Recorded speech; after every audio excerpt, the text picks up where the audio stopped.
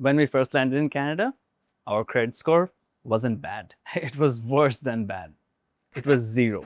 As far as the banks were concerned, we didn't exist. From invisible to a score above most people who have been trying their whole lives. So if I can do it, you can do it as well. I followed 5 steps. And step 4, that gave us almost 90 points in a single month, costs absolutely $0. Do it wrong though, and it actually hurts your score. Stick around for that one. Hi, I'm Pratik, and this is 2 Cents Diaries, a channel where we share how we are figuring out money as newcomers in Canada, so you don't have to learn it the hard way.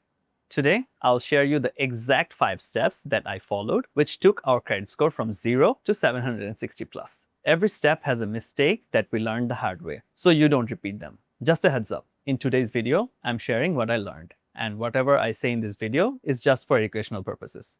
I'm not a financial advisor. Before making any financial decision, make sure to analyze your situation and consult with an expert. Let's get into it.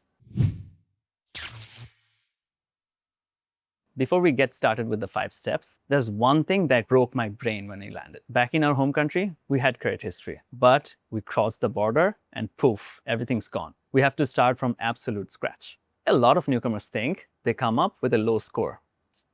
No, you come with absolute 0.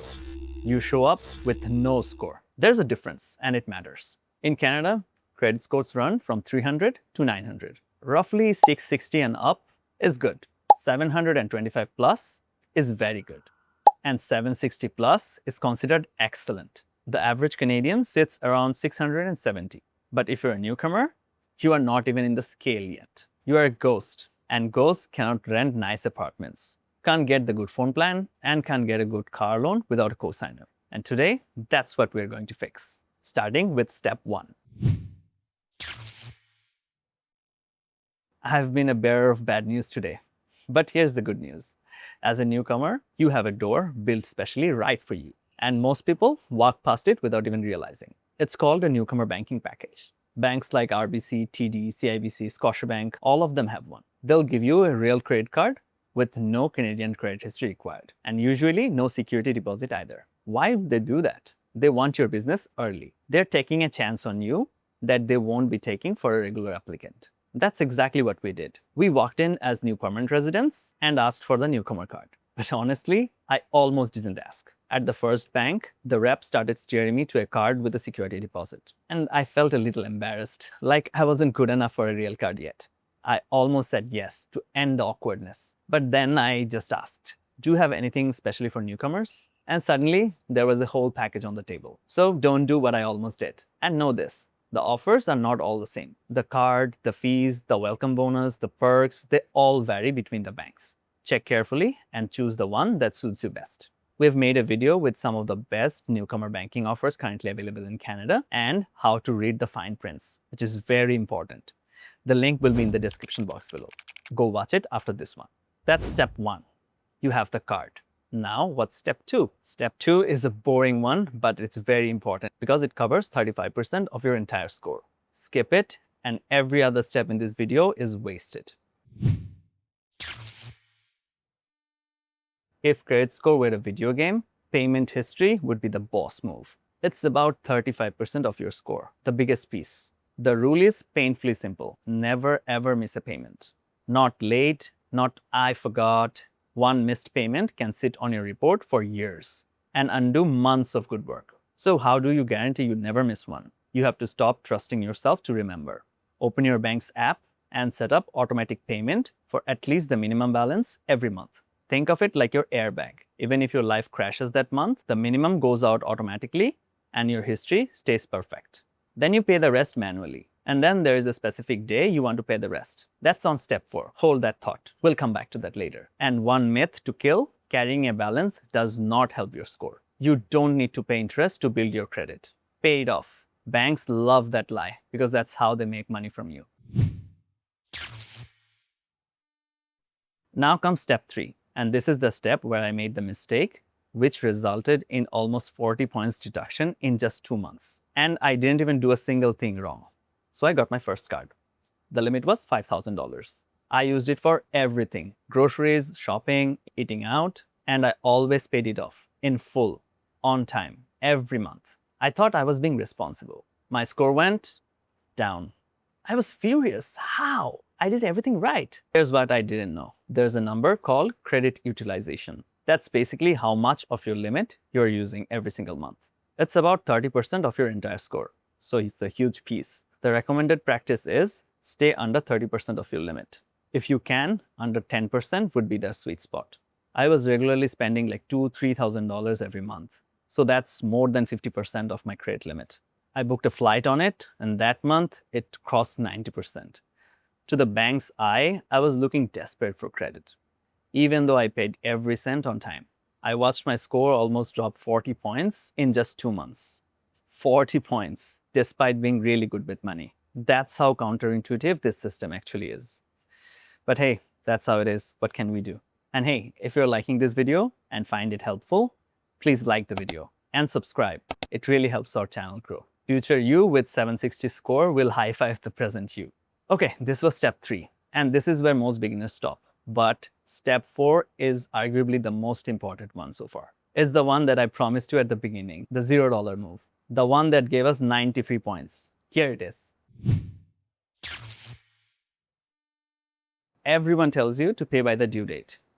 They're technically right, but they're also missing the point. Your card doesn't report your balance on the due date. It does on the statement closing date, about 3 weeks earlier. Whatever your balance is on that day is the one that your bank sees. So here is a quick 30-second move. Pay your balance down before your statement closing date, but not the full balance.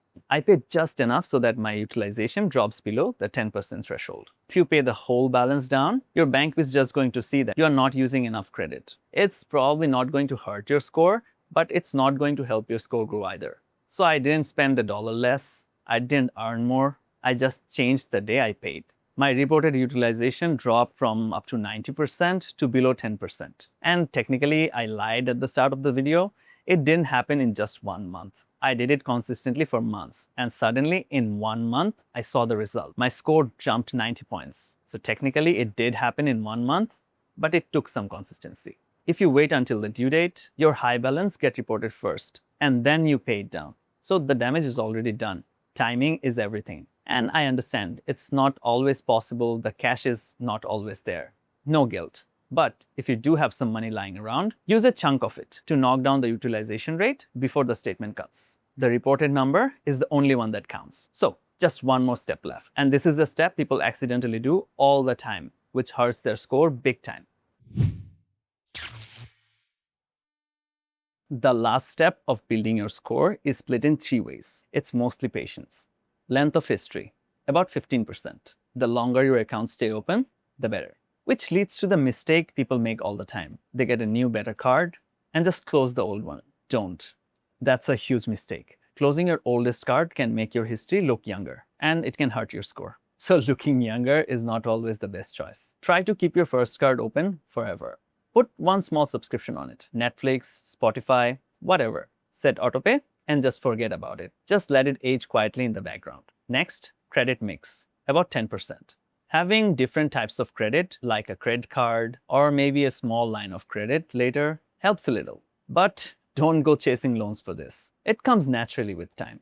And finally, new credit and hard inquiries, about 10%. Every time you apply for credit, it leaves a mark. For example, if you apply for like 5 credit cards in 1 month, chasing like sign-up bonuses, and you look risky. And honestly, I'm guilty as well. I saw a travel points card with a huge sign-up bonus, got greedy, and I applied for 2 credit cards in just 1 week. It took a small hit in my credit score, and I learned the hard way. Try to space your applications out in months, not days. So that's the whole playbook. 5 steps. Take your score from good to excellent. A card I almost didn't ask for, which I still have to this day. A score that tanked before it grew. 2 applications too many. I made every mistake, so this could be your shortcut. Your one next step today, check your score. Some of the banking apps already have a credit score checker built in. If it doesn't, use a free app like Borrowell or ClearScore to check your score. That's the starting point. A lot of newcomers bring cash or maybe a card from their home country and try to use that. Please don't do that mistake, because using a card from your home country will not help your credit score grow. Go to the bank and ask for the newcomer package. Or if you're not a newcomer, just a beginner, ask for a starter card. I'm sure they will have some options. So tell me in the comments below, which step are you currently at? No judgment. I already said I started from absolutely zero. If you found this video helpful, hit a like and subscribe. If you know someone who needs help, please share this video with them as well. See you next time.